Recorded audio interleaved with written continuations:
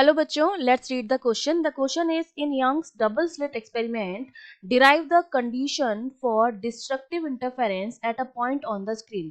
तो हमें destructive interference के लिए जो है वो condition derive करनी है.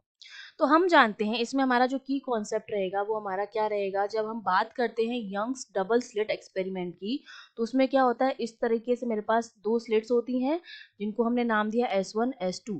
इनके बीच की जो डिस्टेंस होती है वो हमने मान ली कितनी है, स्मॉल d है.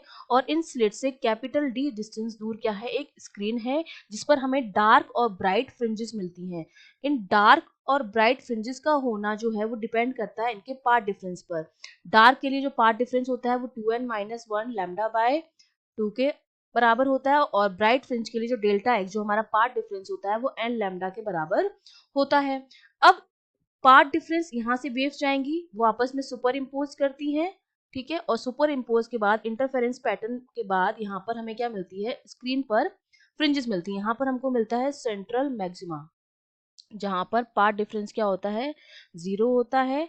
इंटेंसिटी जो होती है वो मैक्स होती है, ठीक है. उसके बाद सपोज हमने मान लिया कि अब हमारी जो वेव है, इसको बीच में पहले एक बार कनेक्ट कर देते हैं, ठीक है. ये मैंने मान लिया कोई पॉइंट O है. अब हमारी एक वेव तो यहाँ से जा रही है ऐसे, इस तरीके से इस पॉइंट पर, और एक वेव यहाँ पर जा रही है. दोनों इंटरफेरेंस करके इस पॉइंट पर क्या देंगी, कोई फ्रिंज देंगी. इस पॉइंट को मैंने नाम दे दिया P, ठीक है. और इनके बीच की जो डिस्टेंस मैंने मान ली सेंट्रल मैक्सिमा से इस फ्रिंज की, वो हमने मान ली कितनी है, x है. यहाँ पर जो पार्ट डिफरेंस आएगा वो हमारा कितना आएगा, अगर मैं इस लाइन को यहाँ पे जोड़ दूँ तो इतना जो पार्ट डिफरेंस है वो एक्स्ट्रा है. इस पॉइंट को मैंने नाम दे दिया ये n पॉइंट है, ठीक है.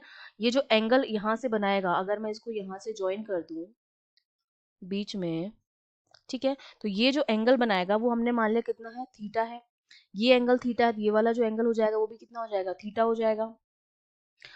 अब हमें क्या करना है, हमें निकालनी है डिस्ट्रक्टिव इंटरफेरेंस के लिए कंडीशन, जो कि क्या होती है 2n-1 लैम्डा बाय 2 होती है.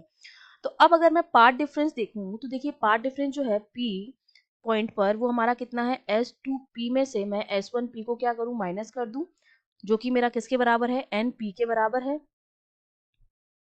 इस सॉरी, जो मेरा किसके बराबर है, S2N के बराबर है, ठीक है, यही है. और अगर मैं ये वाला ट्राइंगल देखूं तो इस ट्राइंगल से मुझे ये पता चल रहा है कि जो मेरा S2N है और S1 S2 है, उसका जो रेशियो है वो साइन थीटा के बराबर है. इससे अगर मैं साइन थीटा निकालूं तो मेरा जो साइन थीटा है वो मेरा बराबर आ रहा है S2N अपॉन S2S1. ये साइन थीटा की वैल्यू हो गई. तो यहाँ से अगर मैं इसमें वैल्यू रख दूं तो देखिए मेरा जो P आ जाएगा वो किसके बराबर आ जाएगा, जो कि मेरा S2N के बराबर है, वो मेरा बराबर आ जाएगा S2S1. S2N की वैल्यू रख दी हमने, S2S1 साइन थीटा के बराबर आ जाएगा. और S2S1 मेरा क्या है, स्मॉल d, दोनों के बीच की डिस्टेंस, तो d आ गया d साइन थीटा के बराबर, ठीक है. पार्ट डिफरेंस जो आ गया है P पॉइंट पर वो d साइन थीटा के बराबर आ गया है. अब हम जानते हैं कि अगर मेरा थीटा स्मॉल हो तो उस केस में क्या होता है, जो मेरा साइन थीटा होता है वो ऑलमोस्ट थीटा के बराबर हो जाता है, ऑलमोस्ट टेन थीटा के बराबर हो जाता है. तो अब अगर मैं टेन थीटा की वैल्यू निकालूं तो कितनी आएगी इस ट्राइंगल से, ये x अपॉन ये वाली डिस्टेंस कितनी है टोटल यहाँ से लेके यहाँ तक की d, तो x अपॉन d के बराबर आ गया. तो यहाँ से जो p की वैल्यू आ जाएगी, साइन थीटा की जगह हम क्या लिख देंगे, टेन थीटा, और टेन थीटा की वैल्यू x अपॉन d है. तो ये मेरे पास आ गया x d अपॉन d.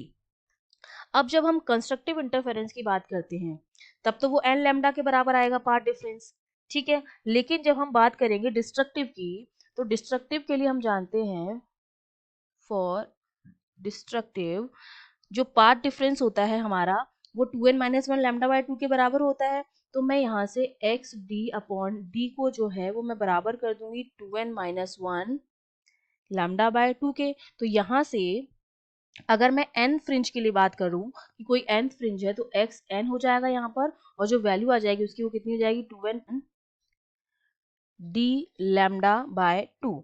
तो इसका मतलब जो ऑल्टरनेट फ्रिंज होंगी हमारी वो हमारी क्या मिलेंगी, 2 है. इसका मतलब जो हमारी ऑल्टरनेट फ्रिंज होंगी, ऑल्टरनेटिव ब्राइट और डार्क फ्रिंजेस हमको मिलेंगी, ब्राइट एंड डार्क फ्रिंजेस जो है वो हमें स्क्रीन पर मिलेंगी. क्योंकि कंस्ट्रक्टिव के लिए एन लैम्डा के बराबर करेंगे तो nth ब्राइट फ्रिंज की position D N lambda upon D के बराबर आ जाएगी. तो जब n की वैल्यू 0 रखते हैं तो एक्सन 0 आता है, मतलब ब्राइट फ्रिंज बनेगी O पर, और उसके बाद एक्सन इसके लिए डिस्ट्रक्टिव के लिए हमारे पास ये आएगा, इसका मतलब हमें ऑल्टरनेटिव डार्क और ब्राइट फ्रिंजेस मिलेंगी स्क्रीन पर। तो ये हमारा क्या हो गया, आंसर हो गया। I hope you understood well, all the best.